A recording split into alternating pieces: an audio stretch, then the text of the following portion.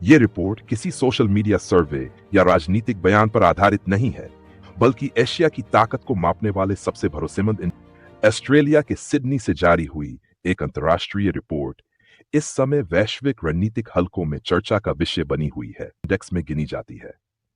इस रिपोर्ट का नाम है एशिया पावर इंडेक्स 2005। यह इंडेक्स एशिया के प्रमुख देशों की ताकत का आकलन 6 आधारों पर करता है: सैन्य शक्ति, आर्थिक क्षमता, कूटनीतिक प्रभाव, तकनीकी विकास, भविष्य के संसाधन और रणनीतिक पहुंच। इस रिपोर्ट के ताजा संस्करण में भारत को लेकर एक बड़ा बदलाव सामने आया है।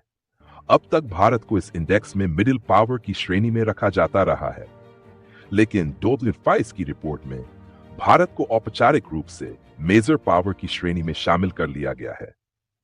एशिया पावर इंडेक्स के नियमों के अनुसार मेजर पावर बनने के लिए किसी देश को 7 में से कम 30 अंक हासिल करने होते हैं।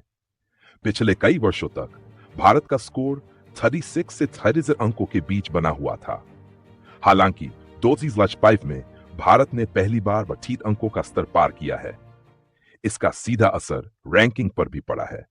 रिपोर्ट के अनुसार भारत ने इस बार जापान को पीछे छोड़ दिया है, जिसे लंबे समय तक एशिया की प्रमुख आर्थिक शक्ति माना जाता रहा है। हालांकि अमेरिका और चीन अभी भी सूची में शीर्ष स्थानों पर बने हुए हैं, लेकिन भारत का यह उभार एशिया की शक्ति संरचना में एक महत्वपूर्ण बदलाव के रूप में देखा जा रहा है। रिपोर्ट यह भी स्पष्ट करती है कि भारत की इस प्रगति के पीछे 2 मुख्य कारण हैं। पहला, भारत की सैनिक क्षमता में वृद्धि और दूसरा, उसकी आर्थिक मजबूती। रिपोर्ट में मई 2022 का विशेष उल्लेख किया गया है। इसी अवधि में हुए ऑपरेशन सिंदूर को भारत की सैन्य रणनीति में एक महत्वपूर्ण मोड़ के रूप में दर्ज किया गया है।